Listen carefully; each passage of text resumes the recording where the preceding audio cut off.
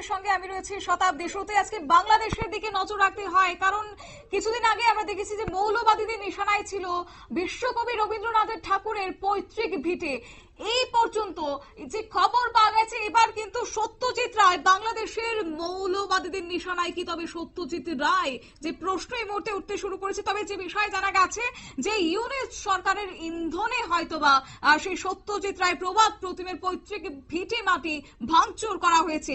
বাংলা শিশু সাহিত্যের অন্যতম পথিকৃৎ, সেখানে বলতে হয় উপেন্দ্র কিশোর রায়চৌধুরী, সুকুমার রায় কিংবা সত্যজিৎ রায়ের পূর্বপুরুষদের ময়মনসিংহের বাড়ি ভাঙা হচ্ছে। এই প্রসঙ্গে সরাসরি চলে যাবো, আমাদের সঙ্গে যুক্ত হয়ে গেছে প্রতিনিধি সৌম্য মুখার্জি। সৌম্য, কি জানতে পারছো? দেখো সবাই, যেটা জানা যাচ্ছে যে ময়মনসিংহের হরিকিশোর রায় রোডে উপেন্দ্র কিশোর রায়চৌধুরী, সুকুমার রায় এবং প্রভাত প্রতিম চিত্র পরিচালক সত্যজিৎ রায়ের পৈতৃক বাড়ি ছিল।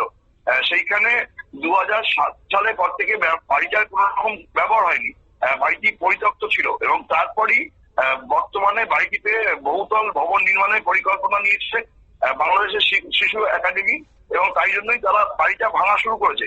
আর এইটা প্রকাশ্যে আসার পরেই তুমুল বিতর্ক শুরু হয়েছে, কারণ আমরা এর আগে দেখেছি যে শেখ হাসিনা সরকারের পতনের পরে মোহাম্মদ ইউনূস যখন অন্তর্বর্তী সরকারের প্রধান উপদেষ্টার দায়িত্ব নেয়, তারপর থেকেই বাংলাদেশে একের পর এক শিল্প সংস্কৃতি ধ্বংস করার একটা প্রবণতা চলছে। আমরা এর আগে দেখেছি যে রবীন্দ্রনাথ ঠাকুরের কাছারি বাড়িতে ভাঙচুর চালিয়েছিল একদল মৌলবাদী। তারপরে আমরা দেখতে পাই যে নজরুল বিশ্ববিদ্যালয়ে নজরুলের কবিতাকে কেন্দ্র করে যে ভাস্কর্য তৈরি করা হয়েছিল, সেটিকেও ভাঙচুর করা হয়। সেই সময় বিশ্ববিদ্যালয় কর্তৃপক্ষের দাবি ছিল যে ছাত্রছাত্রীদের মানসিকতা, ছাত্রছাত্রীদের অভিযোগের ভিত্তিতেই এই ভাঙচুরটা করা হয়। যদিও সেই সময় রবীন্দ্রনাথ এবং নজরুলের ওপর এই আক্রমণের তীব্র প্রতিবাদ করেছিল শিল্পীরা, কিন্তু তারপরও বাংলাদেশের মৌলবাদীরা যে সাম্প্রতিক আমরা দেখেছি রবীন্দ্রনাথের ঠাকুরের পৈতৃক ভিটে মাটি ভাঙচুর করা হয়েছে, তারপর এবার সত্যজিৎ রায়, এতে করে সাহিত্য ক্ষেত্রে তার কতটা প্রভাব পড়ছে, যারা সাহিত্য ভাবনা নিয়ে চর্চা করছেন, একই সঙ্গে ভারতের উপর তার কতটা প্রভাব পড়ছে? দেখো, এই বিষয়টি হচ্ছে যে বাংলাদেশে যেভাবে মৌলবাদী অগ্রাসন বাড়ছে, তাতে একের পর এক শিল্প সংস্কৃতির পাশাপাশি সমস্ত ভালো স্মৃতি বাংলাদেশে ধ্বংস করা হচ্ছে।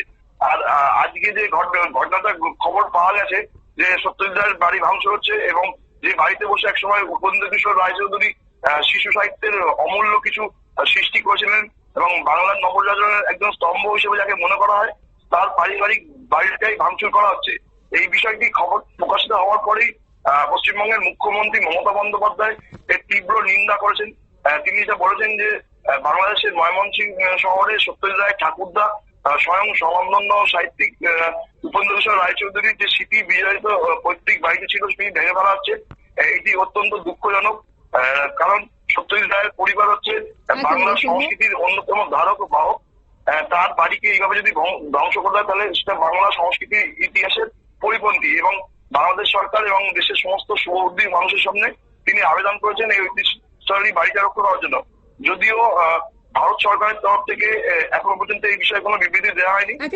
কিন্তু ধন্যবাদ তোমাকে। ভারত সরকার আগামী দিনে এই বিষয়টাকে কিভাবে পদক্ষেপ গ্রহণ করে সেদিকে অবশ্যই নজর রাখতে হয়। কিন্তু আজকে এই সত্যজিৎ রায় প্রবাদ প্রতিমের তার পৈতৃক ভিটে মাটিতে ভাঙচুর চালিয়েছে ইউনূস সরকারের তত্ত্বাবধানে, এমনই অভিযোগ কিন্তু এই মুহূর্তে উঠে আসার পর রীতিমতো সরব হয়েছে পশ্চিমবঙ্গের মুখ্যমন্ত্রী মমতা বন্দ্যোপাধ্যায়। তিনি নিজে টুইট করেছেন, টুইট করে তিনি এই ঘটনার নিন্দা করেছেন এবং এই ধরনের যে কার্যকলাপ তার বিরুদ্ধে আগামী দিনে শক্ত অবস্থান নেওয়ারও কিন্তু আহ্বান জানিয়েছেন আজ পশ্চিমবঙ্গের মুখ্যমন্ত্রী মমতা বন্দ্যোপাধ্যায়।